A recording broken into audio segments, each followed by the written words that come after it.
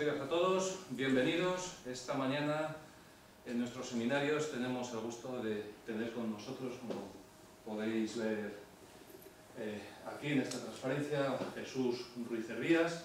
Es miembro del Departamento de Ciencias Materiales de la Universidad Politécnica de Madrid y él es doctor fue licenciado primero en Ciencias Físicas por la Universidad Complutense de Madrid y a continuación pues hizo el doctorado en este departamento, el Departamento de Ciencias de Materiales, pero debido a la normativa en aquel momento pues leyó el doctorado, el puesto aquí autónoma es la Universidad Complutense de Madrid.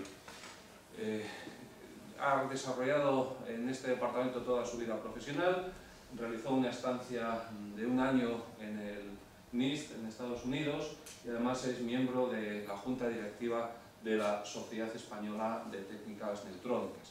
Con todo esto uno puede ver un poco su perfil, su línea de trabajo durante todos estos 20 años, más de 20 años ya, ha estado dentro de la caracterización de mecánica de materiales metálicos y de sus compuestos y en particular en un principio la caracterización mecánica en condiciones de ultraalto vacío, que fue parte de su tesis doctoral, y también desde el principio en la medida de tensiones residuales por difracción, utilizando tanto técnicas de rayos X, de las cuales se dispone en este departamento, como neutrones y radiación sincrotón.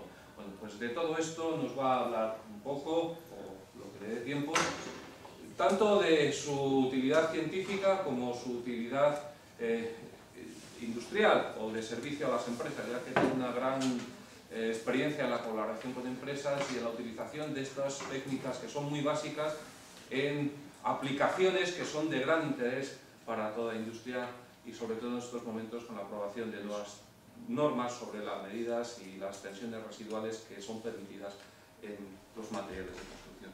Así que yo no me enrollo más. Muchas gracias, Jesús, y bueno, pues todo tuyo cuando quieras. Gracias. Muy bien, muchas gracias José Ignacio por tu amable presentación, muchas gracias a todos por venir. Además me hace gracia ver que en la foto que tengo puesta en la página web tengo la misma corbata que ahora, no es una casualidad, pero bueno, es así. Debe ser que no andamos con demasiadas corbatas. Bien, voy a hablar un poco sobre la experiencia que tengo y la forma que tengo de ver la medida de tensiones residuales por difracción en materiales estructurales.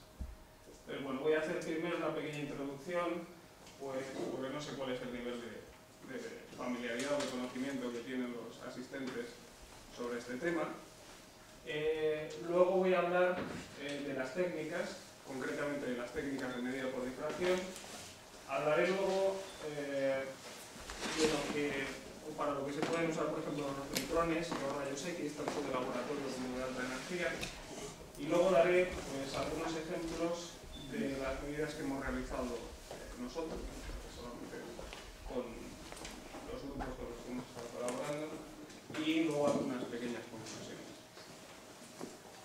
Bien, en primer lugar voy a intentar definir qué son las tensiones residuales. La definición de las tensiones residuales son aquellas tensiones que quedan en el material en ausencia de cargas externas. El origen de estas tensiones está en los procesos de fabricación de los materiales. En cualquier proceso de fabricación o condiciones de servicio del material o de la estructura en el que haya deformaciones no uniformes. Pueden ser deformaciones plásticas no uniformes, es decir, que la estructura o el material esté sometido a diferentes valores de deformación plástica en diferentes puntos, o pueden ser debidos, por ejemplo, a deformaciones térmicas, que también son diferentes en cada punto del material, y al relajarse se producen estas tensiones residuales. Ejemplos los hay muchos.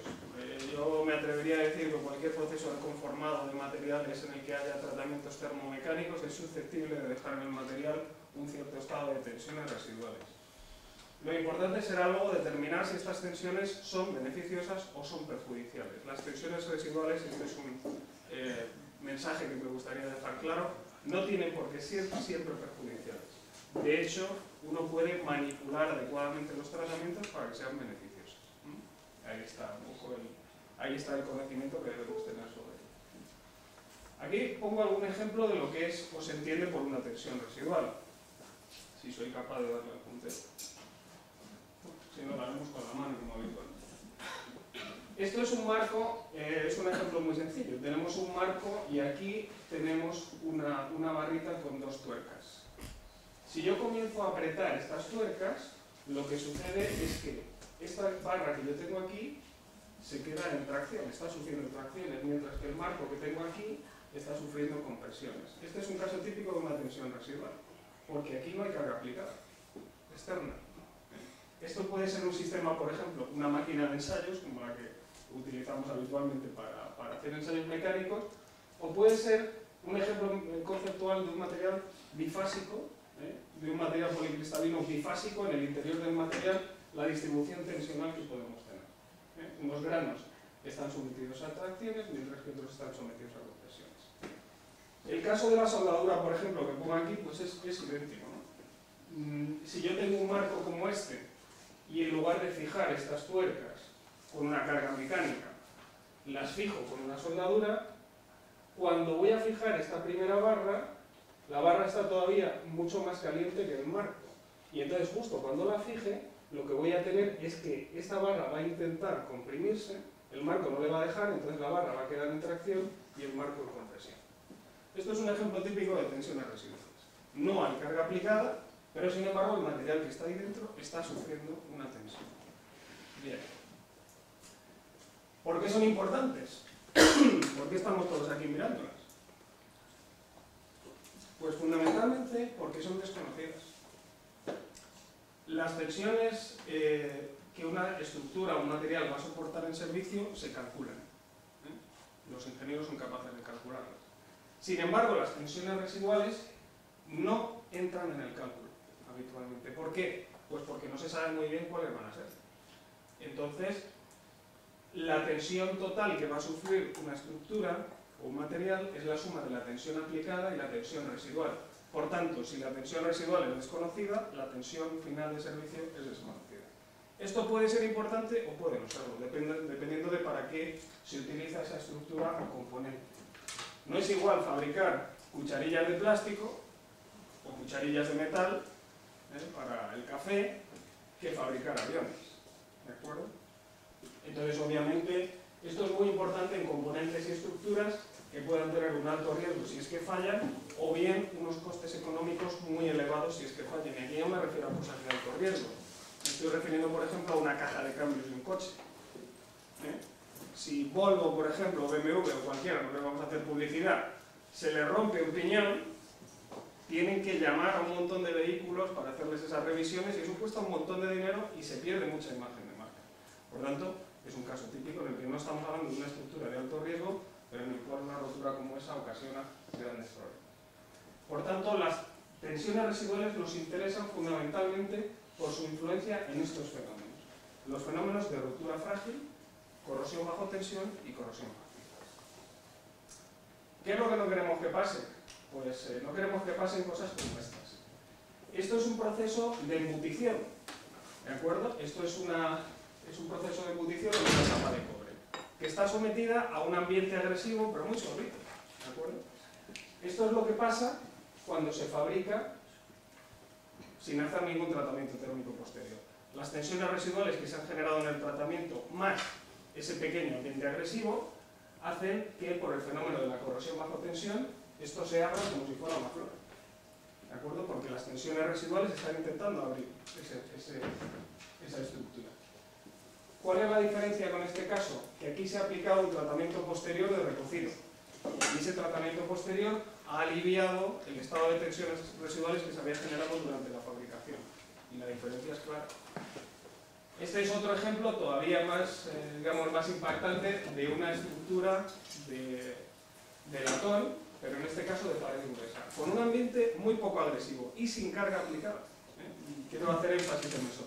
En este caso ese tubo se rompió sin carga aplicada, solamente por las tensiones residuales y el ambiente agresivo, es decir, el fenómeno de la corrosión bajo tensiones. Bien, hay estructuras, esto es lo que yo considero, o podemos considerar de alguna forma, estructuras de alto riesgo. puentes, por ejemplo, donde tenemos un montón de alambres de acero que están en las cercanías de un ambiente marino, y sobre eso nosotros hemos trabajado mucho en aceros de pretensado, luego enseñaré los resultados.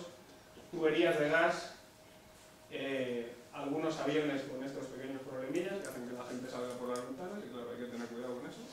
Y el último que hemos tenido del Rolls Royce, que todavía no se sabe exactamente lo que es, por tanto no lo pongo como un ejemplo de tensiones residuales, pero todavía no lo sabe.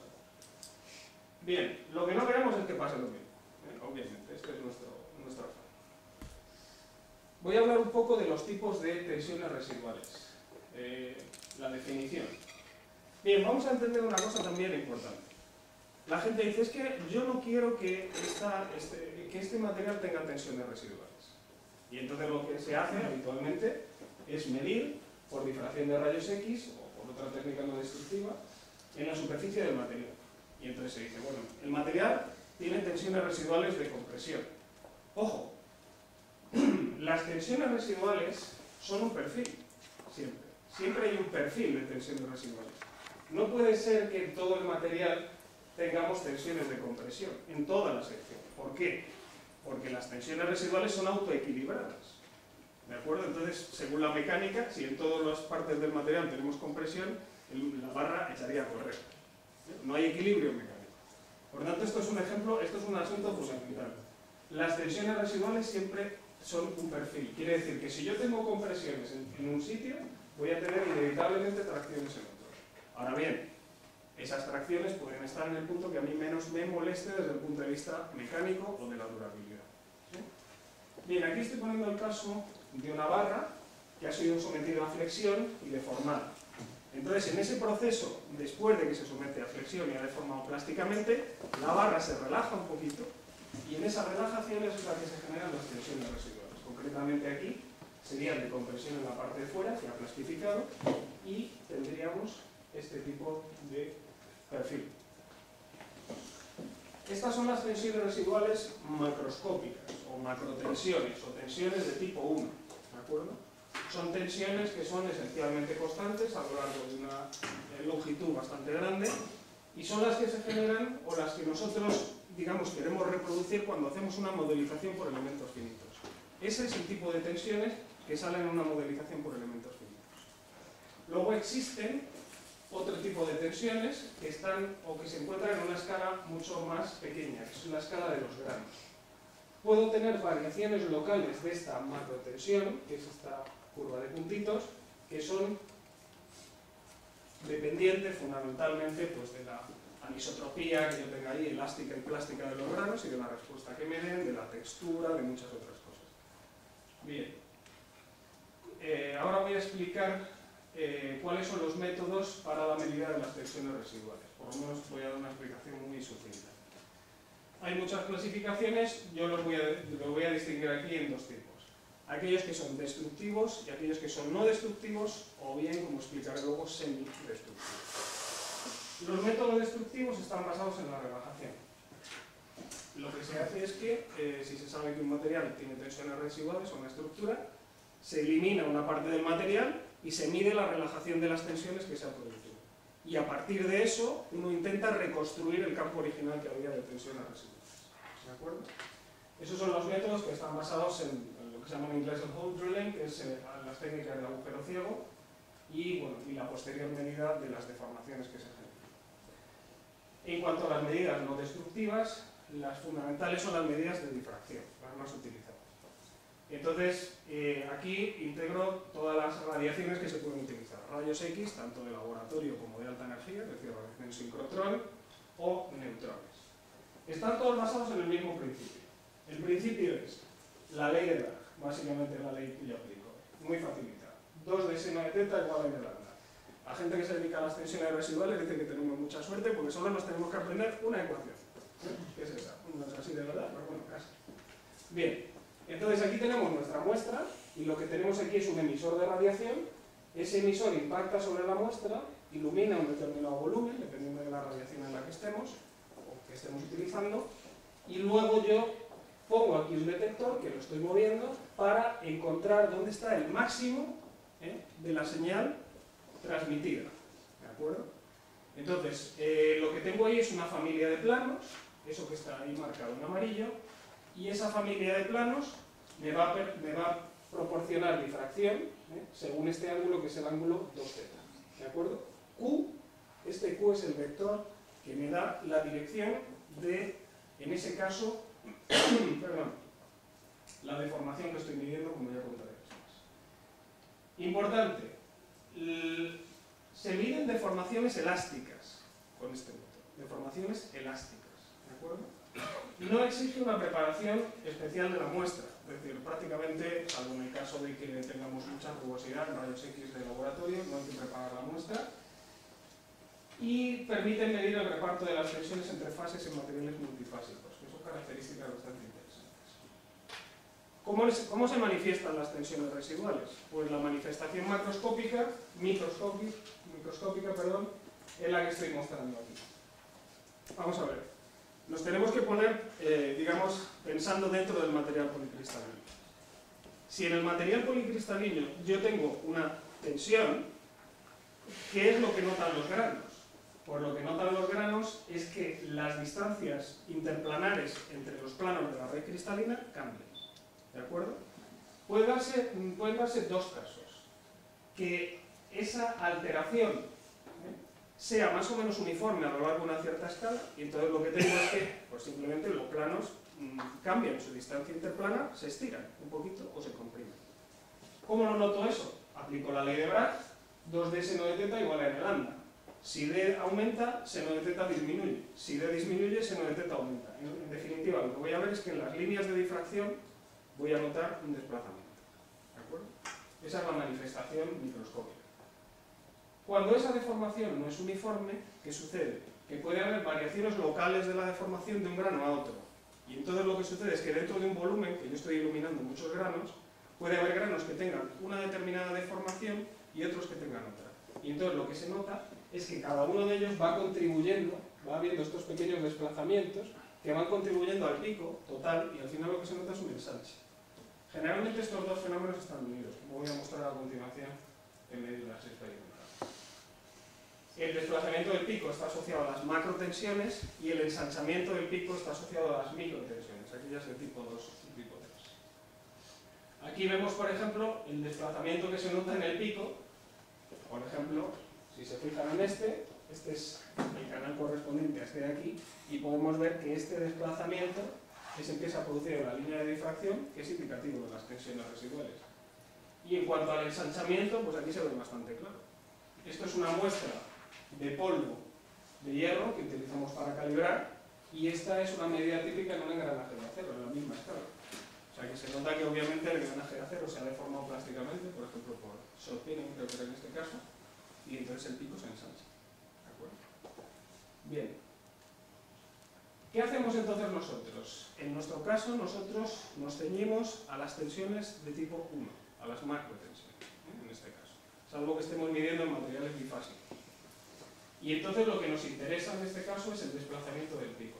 La red cristalina, como he dicho, funciona como si fuera una especie de extensómetro, una galga extensométrica. Entonces utilizamos una microgalga extensométrica.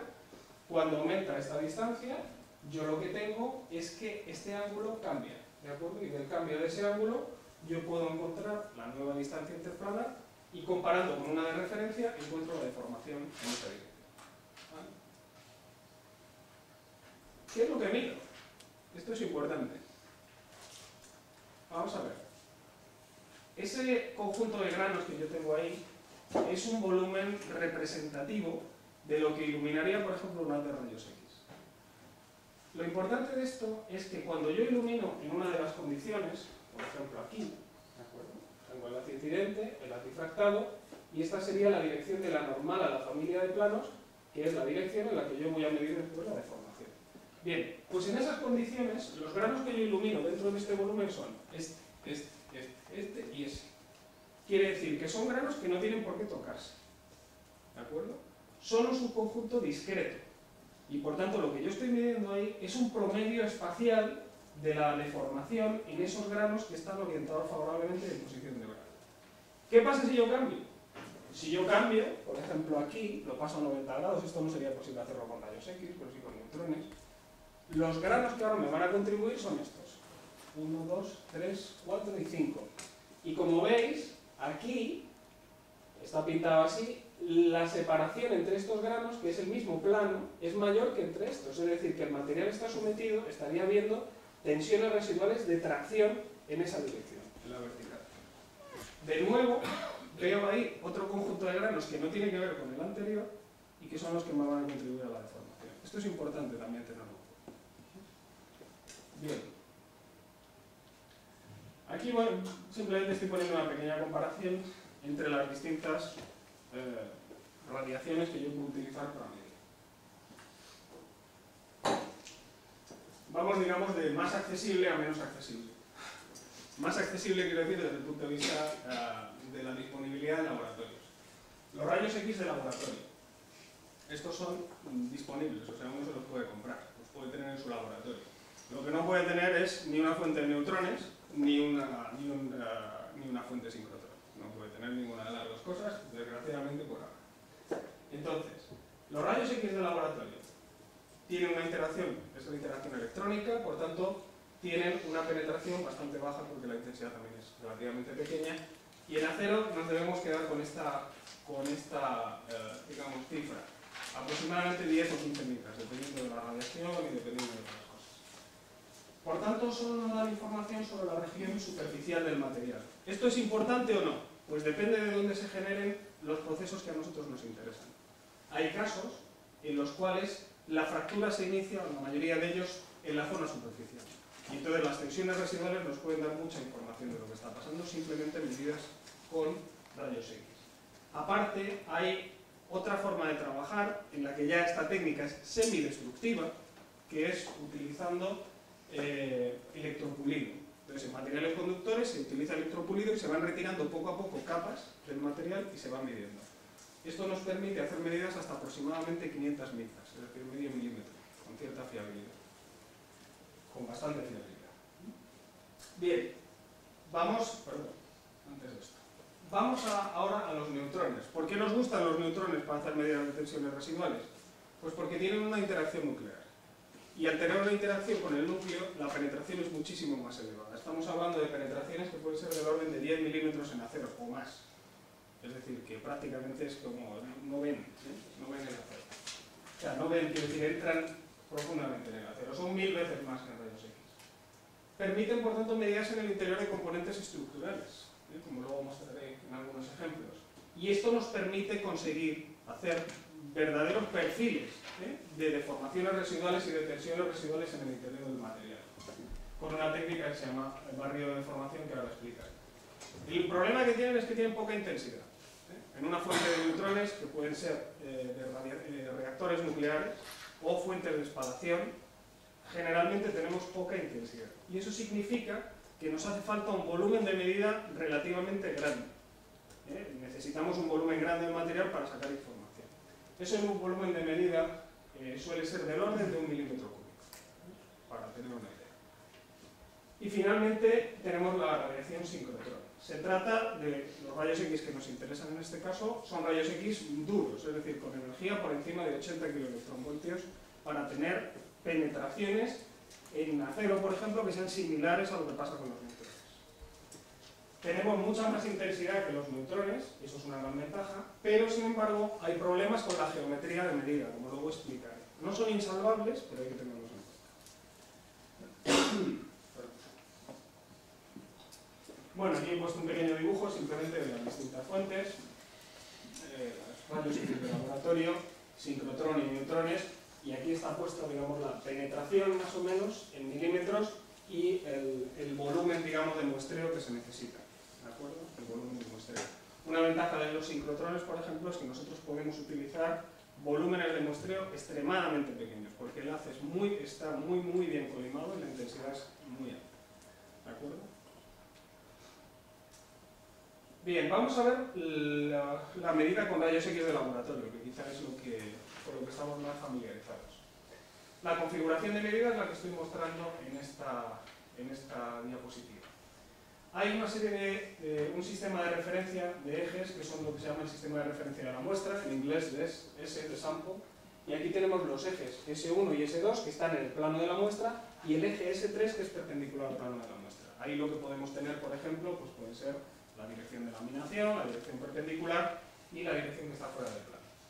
Y luego hay un sistema de referencia que llamamos de laboratorio, que es el sistema de referencia dentro del cristal, del cristal que estamos midiendo. Y ahí tenemos el sistema L, donde L3 es la normal a la familia de planos que difracta. Es esto que yo tengo aquí en azul, L3. Entonces, la técnica de medida que yo voy a utilizar, que vamos a utilizar en rayos X, consiste en ir girando esta dirección según este arco que he puesto, ¿de acuerdo? Y la dirección, esta que he puesto aquí, ese phi, que es una dirección que está en el plano, la dirección de ese plano de giro, es la dirección de la tensión que yo voy a medir, ¿de acuerdo? Si lo vemos aquí, ya en un plano, básicamente lo que yo hago es lo siguiente para medir. Pongo, como había explicado antes, aquí mi fuente de rayos X, emisor, detector, y estoy midiendo en una familia de planos que están en posición de Bragg, que me dan un máximo. En este caso, la dirección de L3, que es la dirección de la familia de planos, y la dirección de S3, la normal a la muestra, coinciden. ¿De acuerdo? En este caso, ahora lo que yo voy a hacer va a ser inclinar el sistema. Entonces tengo aquí, haz incidente, haz difractado, y esta es la dirección de L3.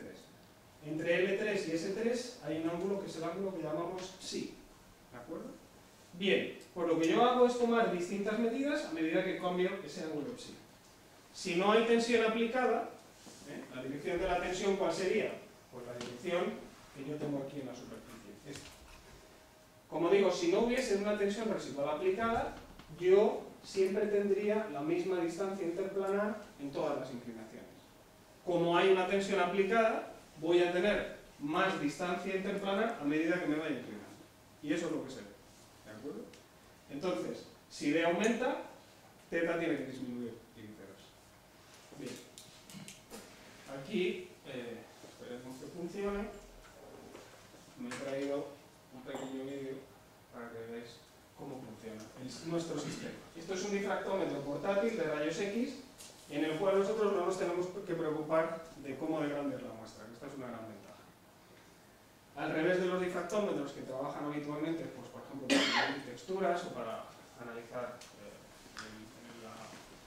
la estructura de los materiales, en este caso yo aquí, esto de aquí es el emisor, ¿de acuerdo? Aquí tengo mi tubo, que es un mini tubo de rayos X, aquí hay un coordinador, por aquí sale la radiación y aquí tengo dos mini detectores. Y este sistema es el que se mueve y la muestra se queda aquí. ¿De acuerdo? Aquí, por ejemplo, tenemos un alambre de pretensado, los que hemos estado midiendo y los que tenemos un montón de experiencia. Y lo que vamos a hacer va a ser medir la dirección de la tensión residual en la dirección axial, la dirección del eje de la banda. Bueno, pues vamos a ver cómo, simplemente lo pongo para que veáis cómo funciona. El sistema comienza a moverse, se inclina, y cuando llega al ángulo psi que nosotros queremos, emite una de rayos X y aquí lo que se está difractando se recoge en cada momento en esos detectores. ¿De acuerdo? Así hacemos distintas medidas con distintos ángulos y luego representamos los valores que nos salen. No lo voy a poner más porque ya lo habéis visto. Bastante ángulo. Y nada más.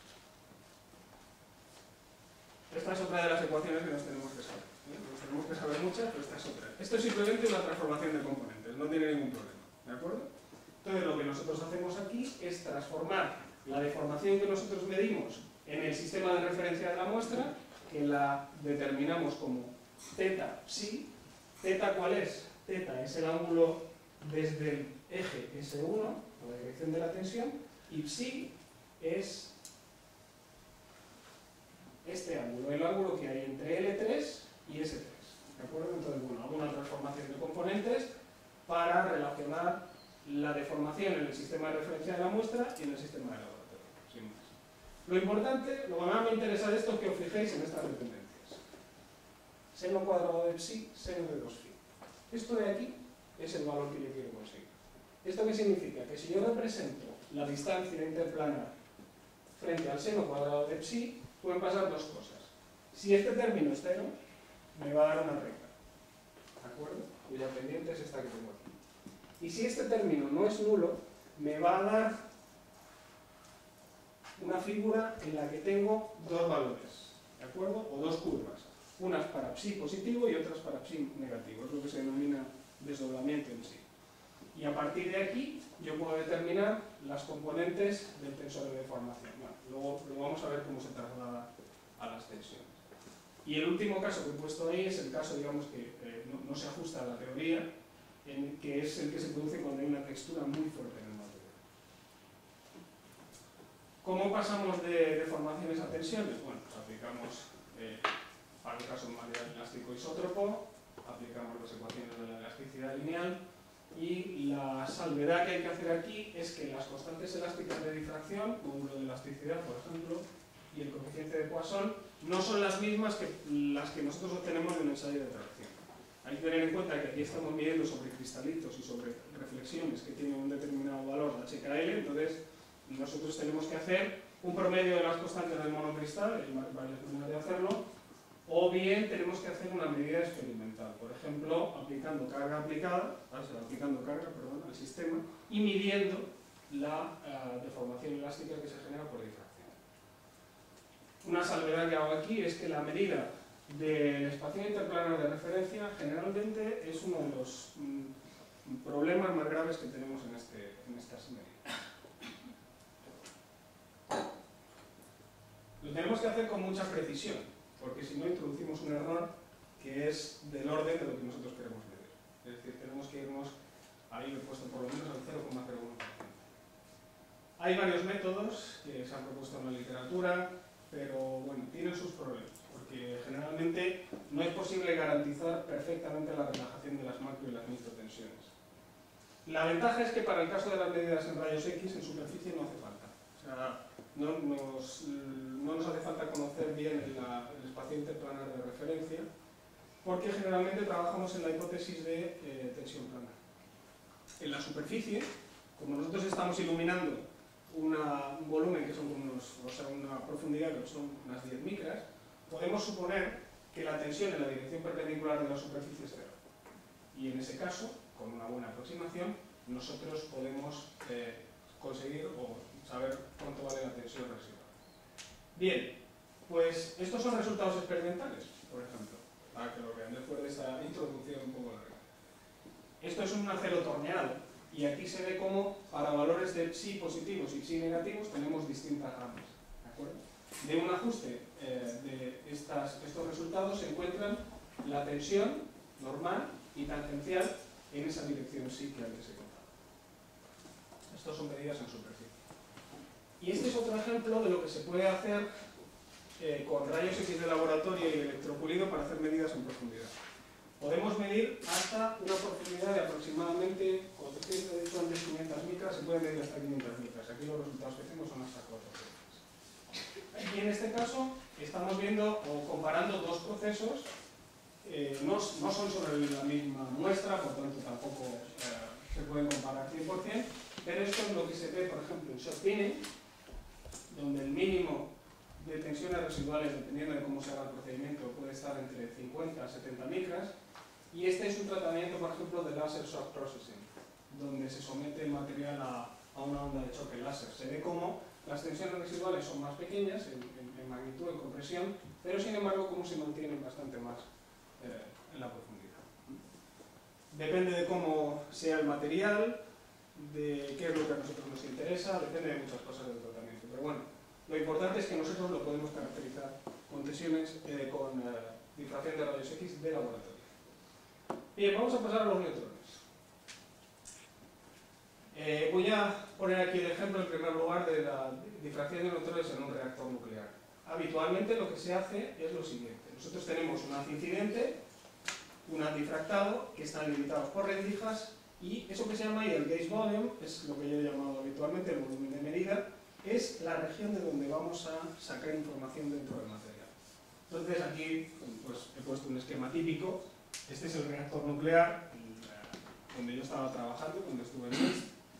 Y aquí concretamente tenemos la línea de medida de tensiones residuales, BT8. Bueno, ahí están algunos de mis colegas, digamos, en el equipo, trabajando aquí es donde está el monocromador, por aquí va a salir la radiación, aquí está la muestra que se está estudiando, que es un carril de ferrocarril en este caso, y aquí tenemos el detector.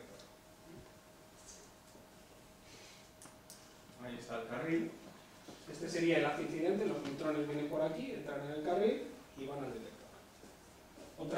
Otro ejemplo es una tubería de gas que se estuvo midiendo también, de un colaborador que era de Australia. Por aquí vienen los neutrones, entran a una parte y por aquí van a ver. Bien, lo importante o lo interesante de la difracción de neutrones es que yo puedo jugar con una configuración de esa en la que 2 tetas prácticamente 90 grados. Y eso es muy importante para la medida, porque me permite medir en las 3 direcciones del espacio. Imaginaos que si yo quiero saber lo que valen las tensiones, tengo que medir las deformaciones en 3 direcciones perpendiculares del espacio, que sean direcciones principales. Bueno, pues de esa manera yo las puedo medir teniendo la misma resolución espacial, y eso es muy importante. ¿De acuerdo? Por eso son tan interesantes los neutrones, aparte porque penetran mucho. ¿Cuál es la técnica que utilizamos para medir? Pues es una técnica que se denomina barrido de deformaciones. Bueno, pues es tan tonto como coger el sistema está fijo, es este que tenéis aquí, haz incidente, haz difractado, y aquí viene la dirección de Q, que es la dirección de medida, y estos serían los planos que difractan. ¿Y qué hacemos? Mover la muestra. Dejamos todo el sistema puesto y movemos la muestra. Entonces, ¿qué hace? El volumen este de medida, ¿qué hace? Se va desplazando en la muestra. Entonces nosotros vamos viendo lo que vale 2z y luego la distancia interplanar en cada punto. Y así es como hacemos un barrido, sabemos un perfil. Podemos medir. Bien, en cuanto a los rayos X, ya he dicho lo que pasa con los rayos X de laboratorio, y ahora os voy a contar un poco lo que pasa con los rayos X de alta energía. Estamos hablando de alta energía, es de 80 para arriba, es decir, desde 80 a 300 que la penetración depende de la longitud de onda. Quiere decir, cuanto más pequeña sea la longitud de onda, más elevada es la penetración.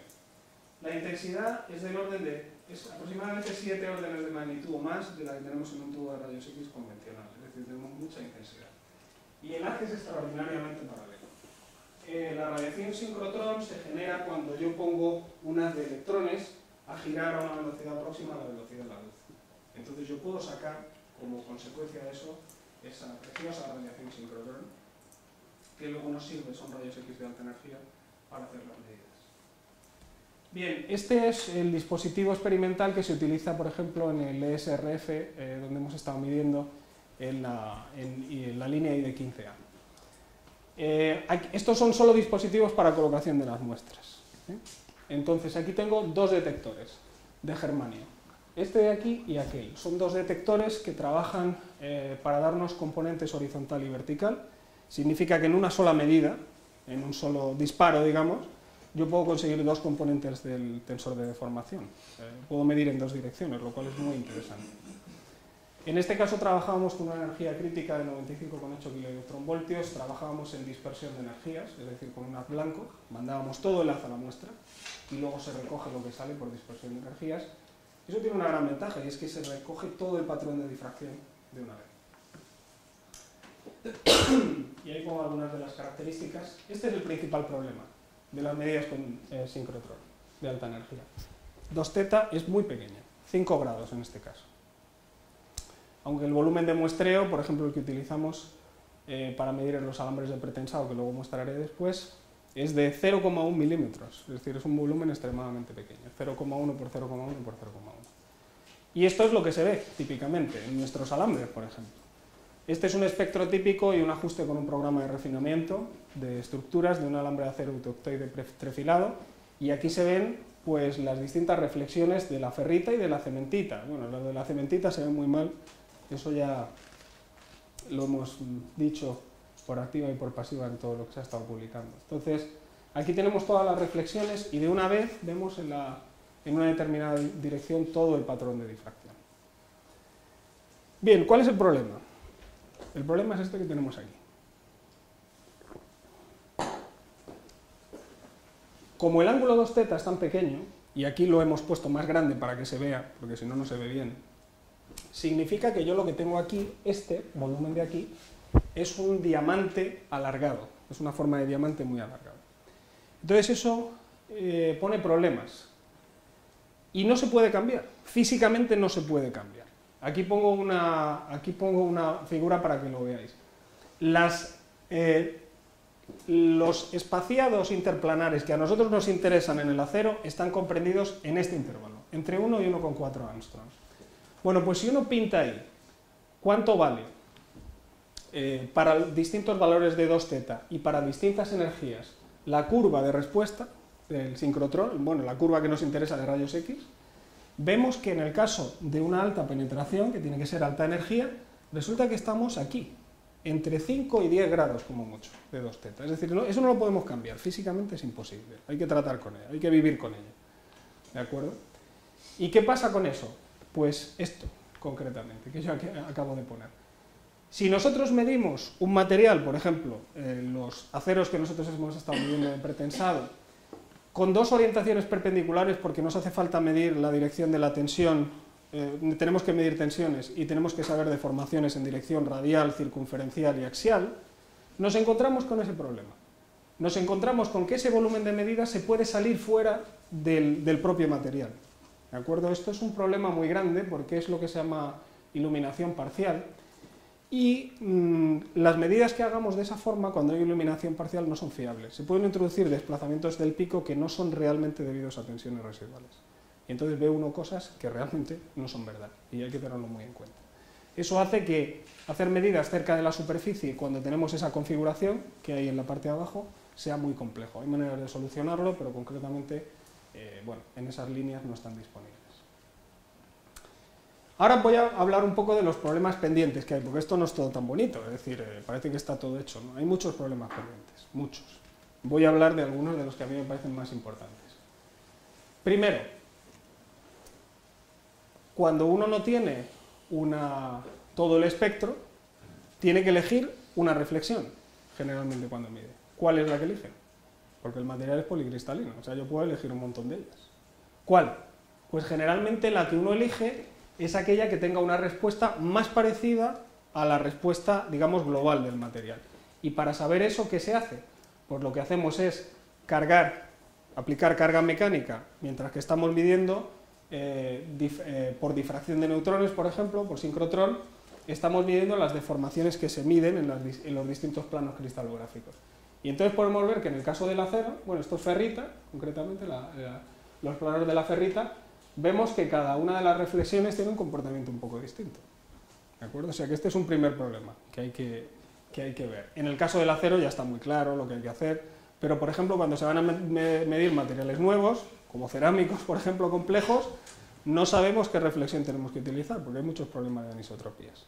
Y este es un problema grave. Bien, voy a poner aquí un poco algo de lo que sucede en las fuentes de espalación. Una fuente de espalación es un generador, digamos, de neutrones, en el que los neutrones se generan en forma de pulsos. Se bombardea un blanco y entonces, de manera intermitente, y van saliendo neutrones. Estos neutrones llegan a la muestra y después, de aquí a la muestra, van a un detector.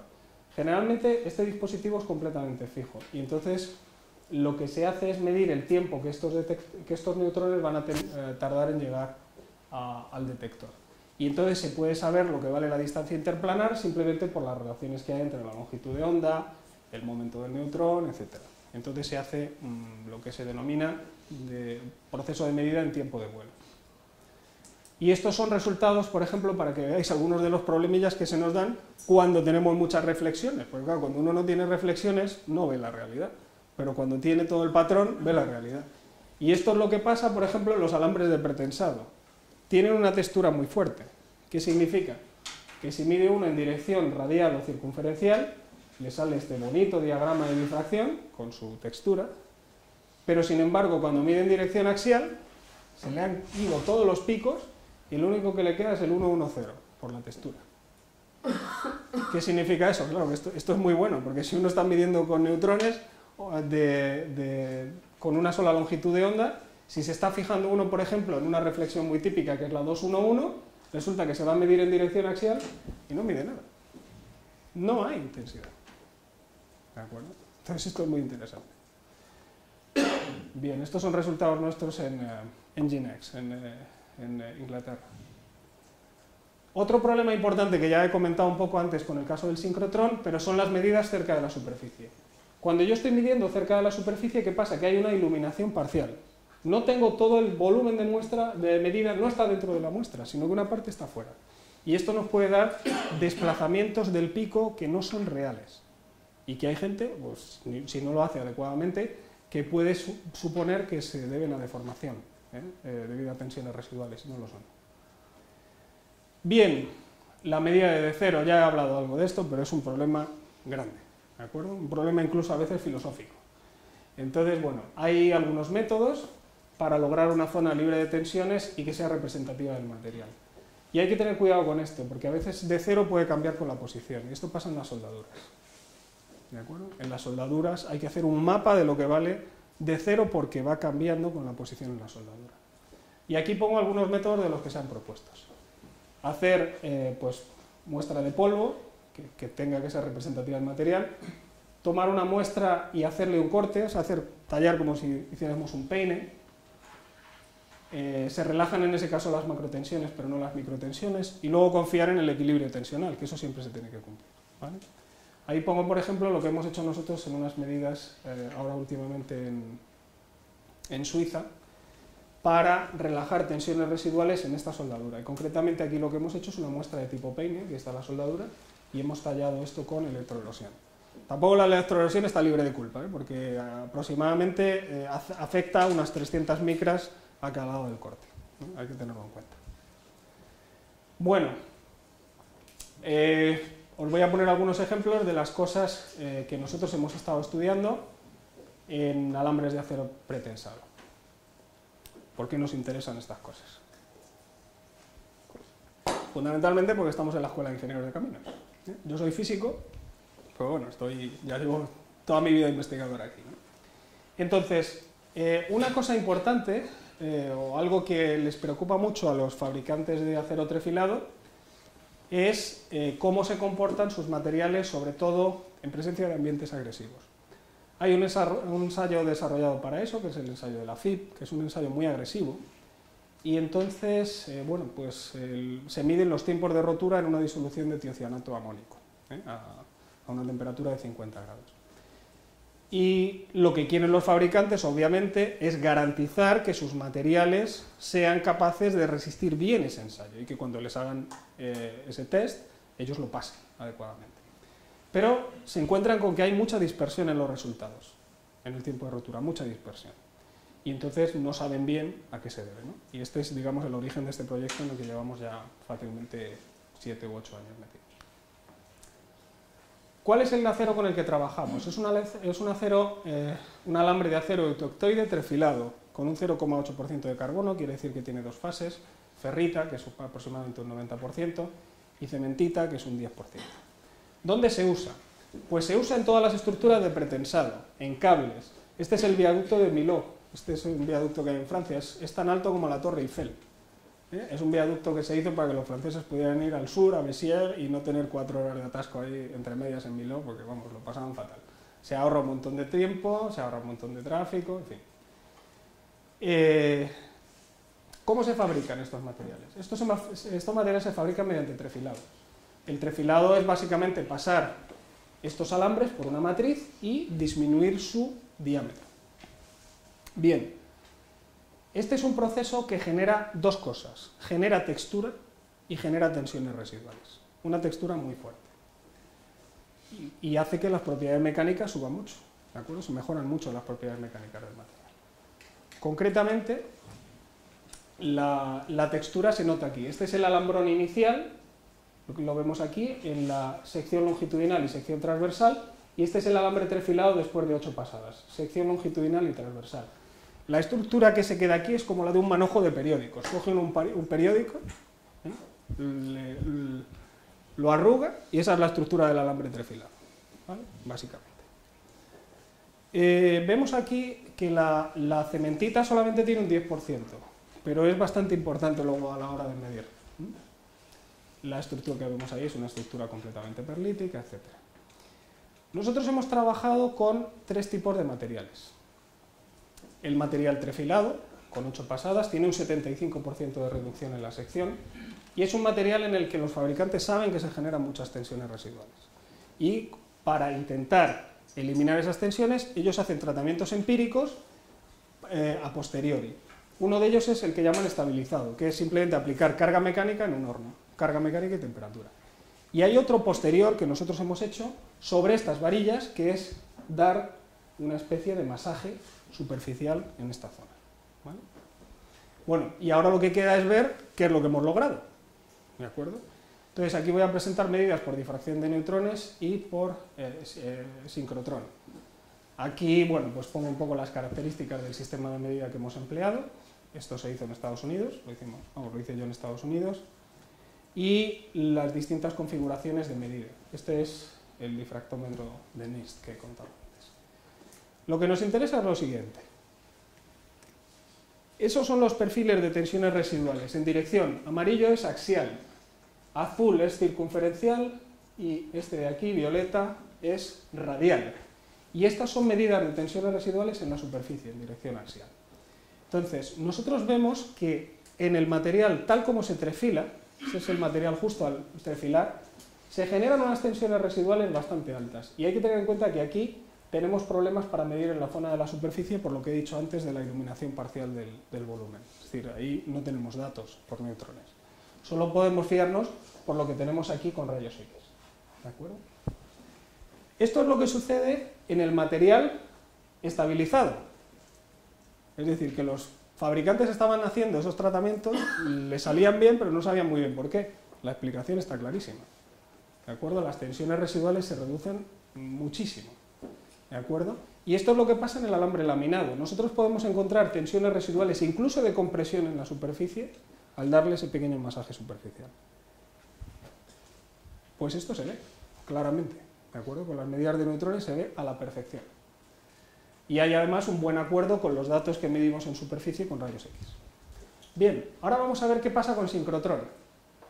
Pues con sincrotrón lo que pasa es que tenemos muchísima mejor resolución espacial, veis ahí los perfiles son perfectos, ¿de acuerdo? Lo que se mide, pero tenemos todavía más problemas cerca de la superficie, por lo que he dicho antes, de la iluminación parcial por el gauge volume ese tan alargado.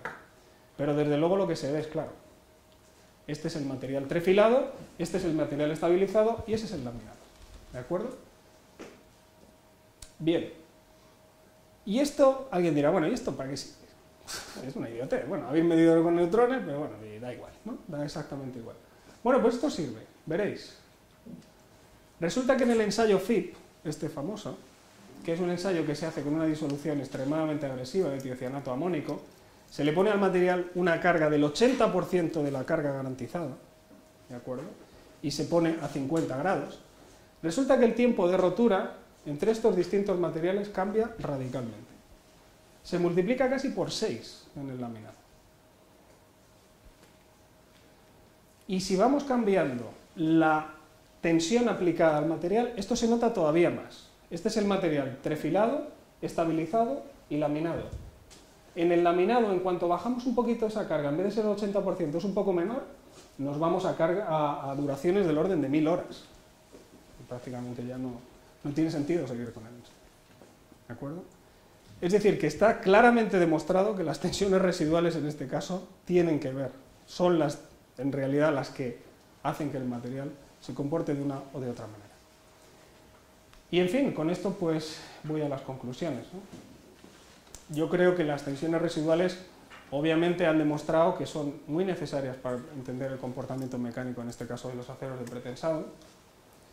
Creo que la difracción de neutrones, rayos X, tanto de laboratorio como de alta energía, son muy potentes para el estudio de materiales estructurales. Concretamente neutrones y radiación sincrotrón nos permiten medir además perfiles, con todos los problemas que hay. Hemos visto algunos de los problemas que existen y algo del interés, ¿no?, que estamos hablando aquí en este caso. Y es que, en este caso, esta investigación que nosotros estamos haciendo, que hemos hecho, ha servido para la incorporación ya obligatoria de la medida de tensiones residuales en la nueva instrucción de hormigón estructural que se publicó en el año 2008. Es obligatorio ya para los fabricantes de pretensado medir las tensiones residuales en la superficie y ver que ese valor es inferior a 50 megapascales. ¿De acuerdo? Eso es una consecuencia de este trabajo. Por tanto, bueno, pues nosotros creemos que es necesario facilitar el acceso a la comunidad ingenieril a estas técnicas. ¿De acuerdo? No en vano yo ahora he sido nombrado vocal de la Sociedad Española de Técnicas Neutrónicas un poco con esa idea. Al que le interese esto y quiera hacerlo, pues le podemos intentar ayudar. ¿De acuerdo? Y bueno, pues nada más. Muchas gracias por su atención.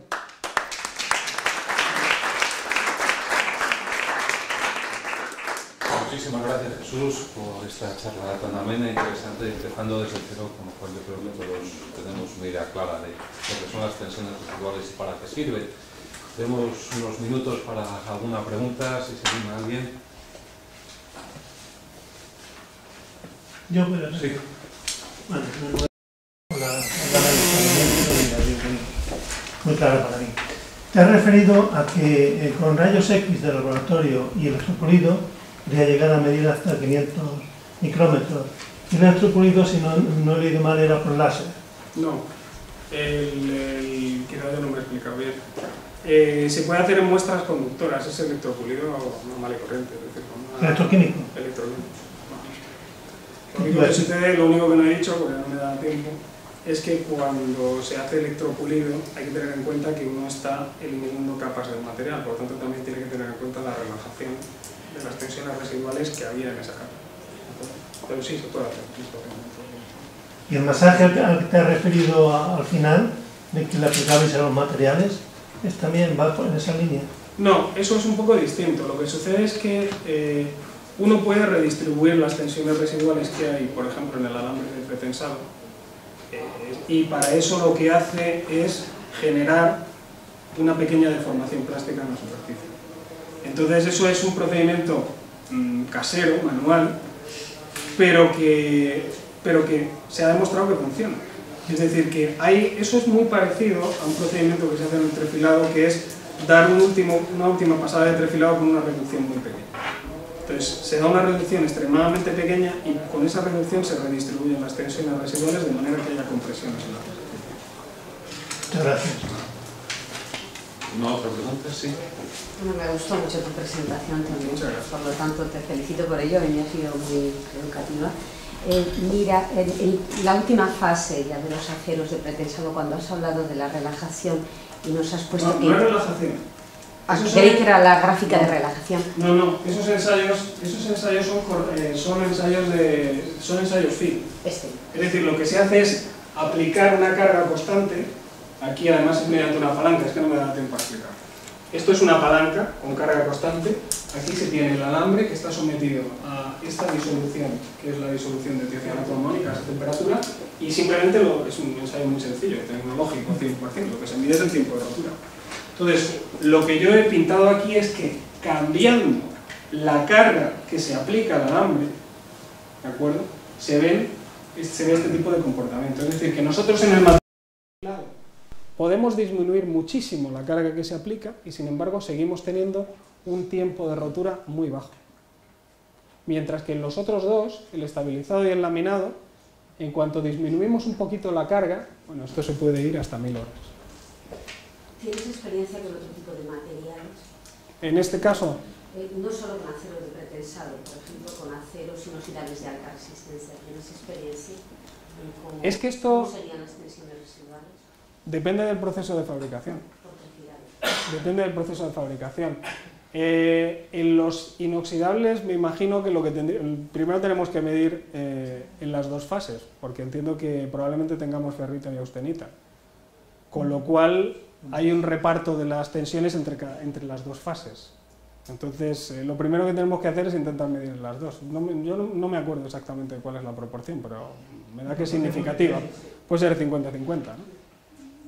Más pequeña, ¿no? Pero bueno, quiero decir que es significativa, no es que sea una fase minoritaria, que sea un 5%, o sea que hay que medir en las dos fases. Con lo cual ya las cosas se pueden hacer, pero se complican.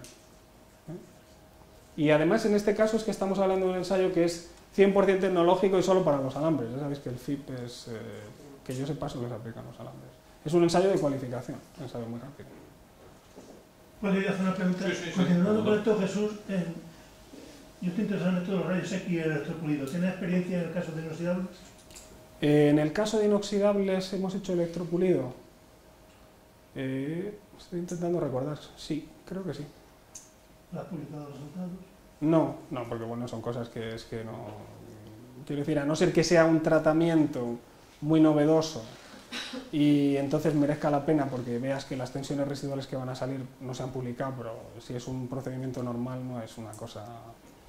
Aparte de que muchas de esas cosas a veces las medimos para empresas y tampoco se pueden publicar. Pero bueno. Sí, una pregunta. ¿Cómo tienen que ser las muestras para hacer este tipo de análisis? ¿Las muestras son ensayos no destructivos o ensayos destructivos? No, en el caso de los rayos X de laboratorio, en cualquier técnica de difracción son no destructivos, salvo que quieras hacer electropulido con rayos X, que entonces obviamente pues haces un agujerito de electropulido. Pero en otros casos, los de la radiación sincrotrón, Te llevas las muestras y te las traes. Las mismas. ¿necesitas algún tipo de preparación? No, porque en ese caso además vas a medir en el interior. Hombre, salvo que sea un material absorbente de neutrones, Ya. o en fin, o quieras medir en 10 centímetros de acero, entonces ya empezamos a tener problemas. Muestras ya muy voluminosas. Ya. Muestras muy voluminosas ya, Componentes voluminosos. hay que ver dónde se mide y cómo.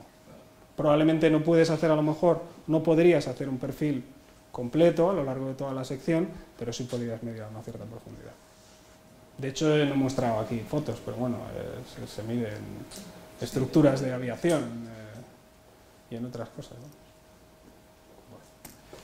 Pues yo creo que lo podemos dejar aquí por hoy. Muchas gracias a todos, muchas gracias Jesús.